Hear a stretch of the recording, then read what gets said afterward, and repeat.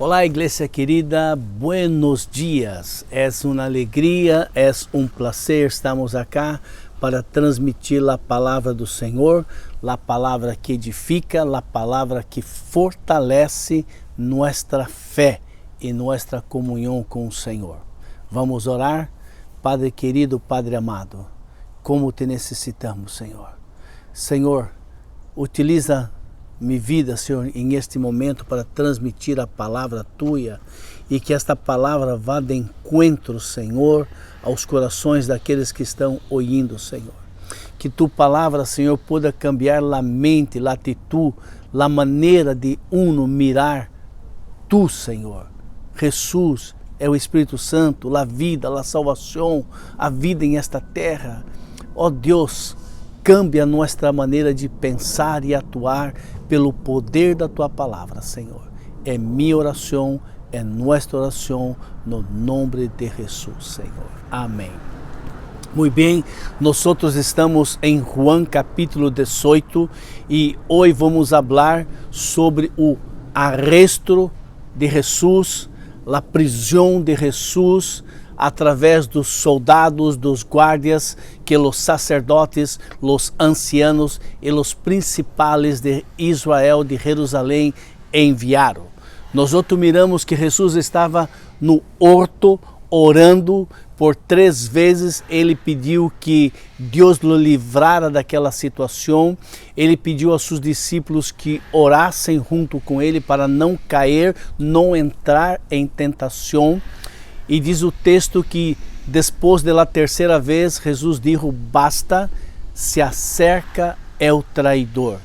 E Mateus diz que todavia Jesus estava falando quando chegou Judas e saludou a Jesus, Rabi, Rabi, lhe deu um beijo na mejilla e Jesus diz: traíste tu Senhor através de um beijo, amigo.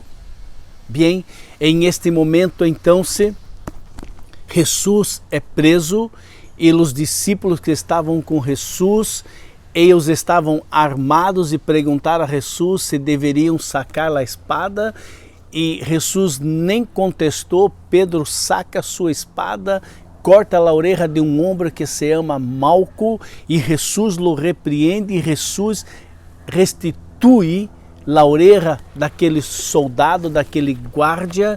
E Jesus diz a seus discípulos assim: volve tua espada a sua funda, lhe ordenou Jesus a Pedro. Acaso não hei de beber o trago amargo que meu Padre me há de dar, ou me há de dar para beber? É interessante que Jesus, quando estava no Getsemani, clamou por 3 vezes para que, se fora possível, apartara aquele cálice, aquele trago amargo.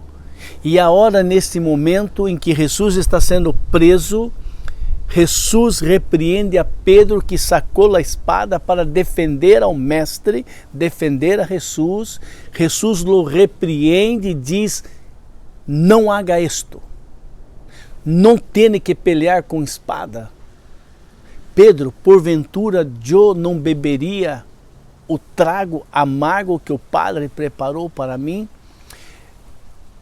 O Jesus que estava no Getsemani, clamando ao Senhor que não lhe permitira ter que passar por tudo o que ele ia passar, e em este momento Jesus diz: estou listo para beber e para passar por tudo aquilo que o Padre reservou para mim. A diferença entre os 2 momentos é que antes Jesus estava em oração, pedindo ao Senhor graça, que é poder de Ele sobre Jesus, para poder suportar e passar por tudo o que haveria de vir. Então nós aprendemos que através da oração, quando passamos por momentos difíceis, é que clamamos ao Senhor de sua graça, de seu poder, para nos fortalecer. Bem, em este momento Jesus é preso e ele é levado naquela madrugada para a casa de Anás, que neste momento não era o sumo sacerdote. Anás já estava retirado, mas todos o consideravam todavia como um sacerdote. Y entonces los guardias, la soldadela, la turba, lleva Jesus para a casa de Anás. E assim diz o texto da palavra do Senhor em João capítulo 18, verso 12. Então se los soldados com su comandante e los guardias de los judíos arrestaram a Jesus, lo ataram e lo levaram primeiramente a Anás, que era suegro de Caifás, é o sumo sacerdote daquele ano. Caifás era o que havia aconselhado aos judeus que era preferível que morrera um solo homem por todo o pueblo. Bem, Jesus é levado a Anás e então se empieza as perguntas, as tentativas de condenar a Jesus. E então se no verso 19 diz assim: Mientras tanto, o sumo sacerdote interrogava a Jesus acerca de seus discípulos e de suas enseñanças. Eu le he hablado abertamente ao mundo, respondeu Jesus. Sempre he enseñado em las sinagogas, ou em el templo donde se congregam todos os judeus. Em secreto não he dicho nada. ¿Por que me interrogas a mim? Interrogas a los que han oído hablar.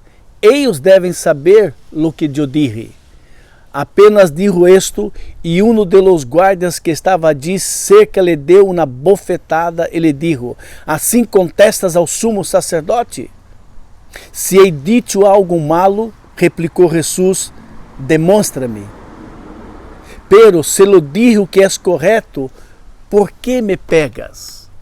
É interessante que nessa passagem, Anás empieza a inquirir de Jesus, a hacer perguntas sobre seus discípulos, sobre as prédicas que ele havia hecho, e Jesus lhe contesta: Nunca he hecho nada escondido, pelo contrário, sempre abertamente, sempre no templo, sempre na sinagoga.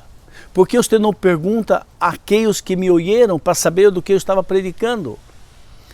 E aquele guarda sentiu que foi uma ofensa, uma agressão verbal contra o sumo sacerdote e esbofeteou Jesus. Queridos, isto está passando em uma madrugada. Isto não estava passando em uma hora corrente do dia. E Anás estava buscando uma maneira de poder condenar a Jesus. Mas eles mesmos nem sabiam por onde começar. E Anás, então, se depois de seu interrogatório, que não foi bem sucedido, então se Anás lo enviou, todavia atado a Caifás, é o sumo sacerdote. Bem, Anás intentou, através de um interrogatório, ele pensava que ele poderia lograr algum tipo de acusação contra Jesus.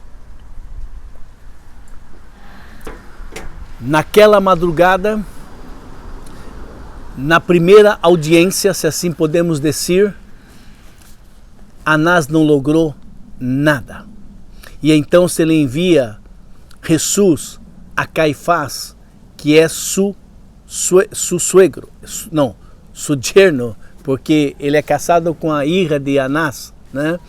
E então se Jesus é enviado, e agora vamos para o livro de Mateus, onde Mateus relata alguns hechos que João não relatou, e nós outros vamos falar sobre isso agora em Mateus capítulo 26, verso 59. Los jefes de los sacerdotes e o conselho em pleno buscavam alguma prueba falsa contra Jesus para poder condená-lo à morte. Pero não la encontraram, apesar de que apresentaram muitos falsos testigos. Uau! É incrível como os sacerdotes, os ancianos, o Sinedrim, estavam ali buscando provas falsas contra o Mestre, contra Jesus, contra o Messias que há venido para salvá-los também. E de todas as provas falsas que se apresentaram, não lograram condenar a Jesus. E eles não queriam condenar a Jesus de uma maneira leviana, de uma maneira tranquila, apenas prendam, lhe dê 40 chicotadas, chibatadas. Não. Em seu coração havia um desejo de condená-lo à morte.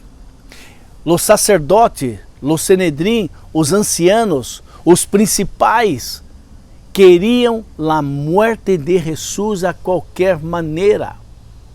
Estes homens, como diz em Lucas e Marcos, o desejo deles, eles tinham tanta envidia, havia tanta envidia contra Jesus, que esta semente que cresceu por causa de uma indiferença, uma insatisfação, uma envidia e tantas outras coisas, cresceu uma raiz de amargura contra Jesus ao ponto de querê-los matá-los. E estes homens que estavam a ponto de matá-lo, tentando buscar qualquer prova, seja falsa, mentirosa, não me importa, eu quero matar e destruir a esse Jesus. Estes homens estavam atuando através do poder das tinieblas, porque o próprio Jesus disse: a hora chegou, a hora de ustedes, a hora das tinieblas, onde Satanás e seus demônios estavam totalmente liderando a vida destes homens a tal ponto de levarem a Jesus à crucificação. Aqueles homens estavam cegos. Eles não poderiam mirar para Jesus como o Messias. Eles não logravam mirar para Jesus a obra que ele hizo, as curas, a sanação, a ressurreição, a multiplicação dos panes. Não puderam mirar que Jesus repreendeu o mar, a tempestade. Eles não poderiam mirar que Jesus repreendeu os demônios. Eles não logravam, eles estavam cegos, porque é o Senhor de las tinieblas estava governando aquele momento juntamente com eles. E é impressionante como em nenhum lugar do mundo você vai encontrar que se hace um júri e vão condenar um homem à prisão ou à morte pela madrugada. Se empieza pelo dia e muitas vezes se passa para o outro dia e a gente vai dormir e regressa, ou algumas vezes pensou pela manhã e já é a tarde, é a noite e o juiz decide um pouco mais, mas isto não. Este foi uma tramóia do inimigo, de Satanás e seus demônios e destes sacerdotes, desse Sinedrim, que estavam dispostos durante a madrugada, aquela noite, onde a população estava dormindo e eles poderiam atuar. O poder das tinieblas atuando sobre a vida de Anás, sobre a vida de Caifás, sobre a vida do Sinedrim, para levar Jesus à morte. Bem, por fim apresentaram dois que declararam. Estou em Mateus 26, verso 59, 61, e dijo: este homem dijo: puedo destruir o templo de Deus e reconstruí-lo em 3 dias. Pondo-se em pé, o sumo sacerdote dijo a Jesus: não vas a responder? Que significa estas denúncias em contra ti? Pero Jesus se quedou callado. Assim que o sumo sacerdote insistiu: te ordeno em nome do Deus vivente, que nos diga se eres Cristo, é o Filho de Deus. Em aquele momento, Caifás, mirando que nenhuma acusação que era hecho contra ele poderia ser uma prova para condená-lo à morte, Caifás chega ao extremo de, em nome de Deus, diga-nos se tu és o Cristo, o Filho de Deus. É interessante que neste momento em que muitas pessoas estavam testificando falsamente contra ele, pero suas declarações não coincidiam. Então, se uns aos outros se deram conta que era um falso testemunho contra Jesus, mas mesmo assim eles seguiram adelante. Queridos, em este momento em que o sumo sacerdote Caifás se dá conta que todos os testigos falsos não foram suficientes para poder condenar a Jesus por uma blasfêmia contra Deus, então se ele diz, eu conjuro-te, em nome de Deus Todo-Poderoso, és tu o Messias, és tu o Filho de Deus viviente? Em aquele momento, Jesus diz, tu lo has dicho, respondeu Jesus, pero eu les digo a todos, de agora em diante, verão ustedes ao Filho do Homem sentado à direita do Todo-Poderoso e vindo em las nuvens do cielo. Jesus, em esse momento, quando diz, tu lo dizes, ele está dizendo, eu lo sou. Exatamente, eu sou este que tu está falando. Então, se Jesus, neste momento, dizendo aos sacerdotes, ao Sanedrim, aos ancianos, que verdadeiramente ele era o Filho de Deus. E quando Jesus empieza a dizer que de agora em diante, vocês vendrão, vocês virão, não virão de venir, mirar o Filho do Homem sentado à direita de Deus e vindo sobre as nuvens com poder e glória. Jesus, em este momento, está se referindo à sua segunda venida. Jesus está se referindo que ele vai estar sentado à destra de Deus, como Estevão, quando foi o primeiro mártir que estava sendo morto a pedradas. Ele diz, o texto diz que ele mirou ao cielo e mirou Jesus, o Senhor, sentado à direita de Deus. Jesus, em este momento, está falando de algo futuro que vai passar. Jesus está revelando algo que a própria Escritura, a palavra de Deus revela, que um dia ele vendrá com poder e grande glória. E os profetas revelam esta verdade. Os profetas confirmam esta verdade, que Jesus vendrá um dia com poder e grande glória.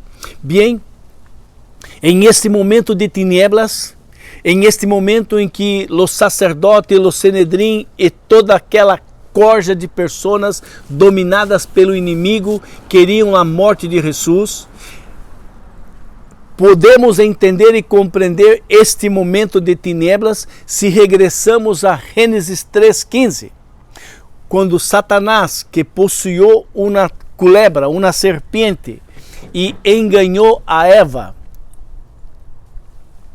Eva comeu o fruto proibido que Deus dijera que não comera. Adão também comeu. E eles descobriram que estavam nus e se esconderam de Deus quando Deus venia para falar com eles. E quando Deus apunta seu pecado, por casualidade comiste da fruta que eu te dije que não comera.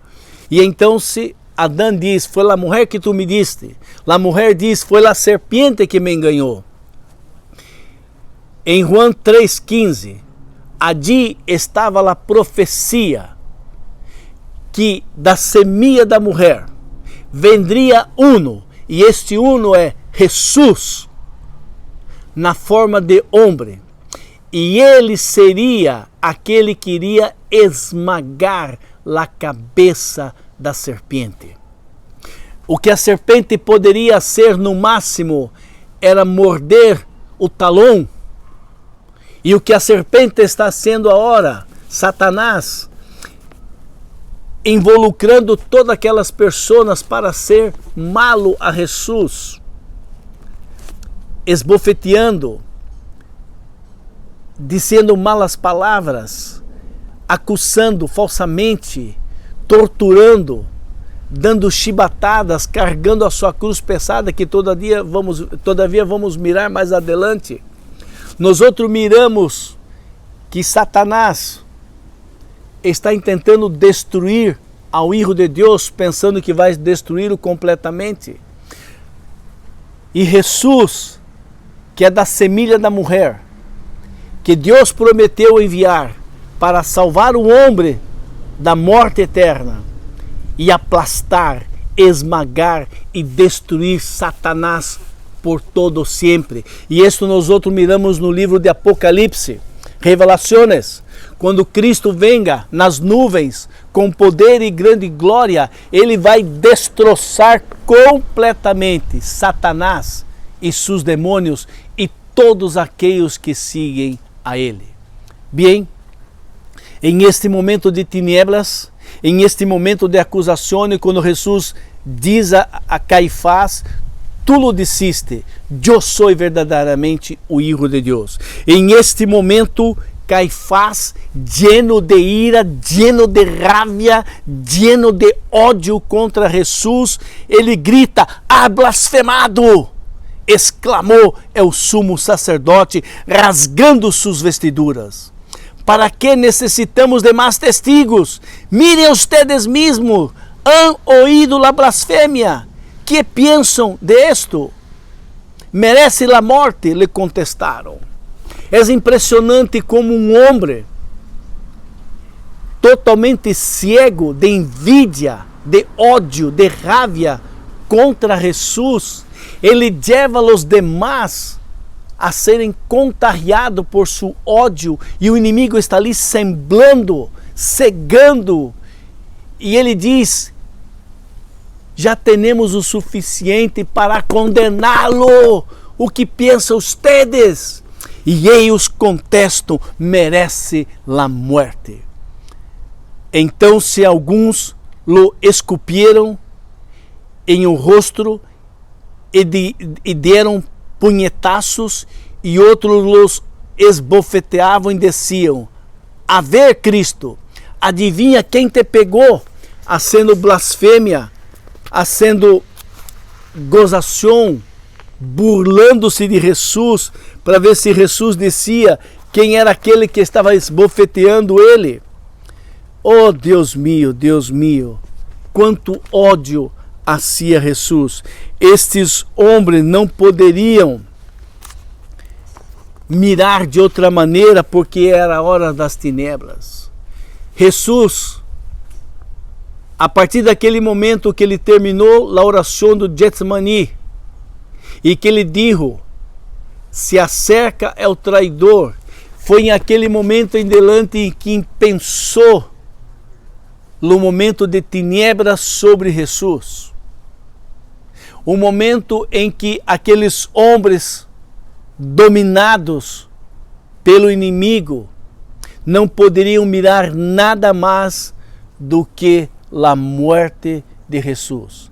Pensavam esses homens, pensavam que eles estavam ganhando, estavam tendo vitória, mas eles não imaginavam que aquela suposta vitória, entre comillas, duraria algumas horas, e que aquele homem que eles queriam crucificá-lo, verdadeiramente era o Filho de Deus, o Salvador do mundo, o Messias prometido.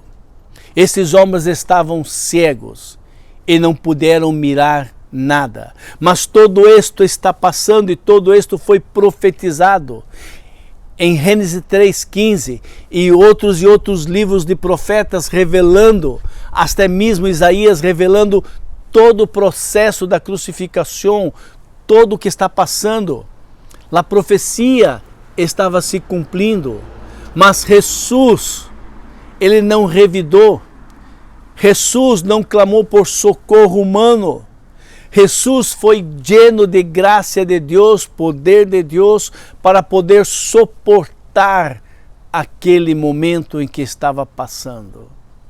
Bem, nós outros vamos olhar na próxima semana um pouco mais do que estava passando em este momento, mas o que está escrito até a hora é o suficiente para crermos que Jesus é o Hijo de Deus, o Messias prometido.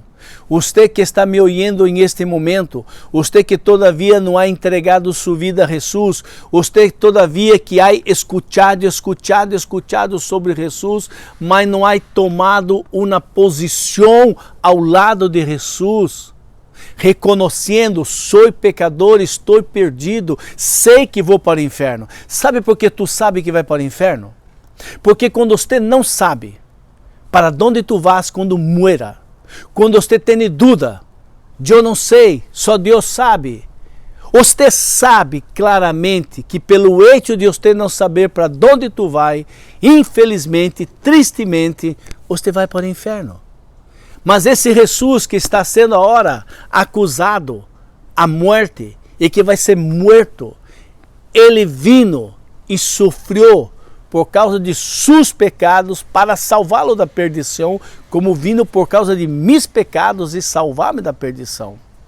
E você, meu querido irmão, que ha caminhado tibiamente, um pé na igreja, um pé no mundo, não está se firmando na palavra, não está se firmando em Jesus, pida perdão a Deus.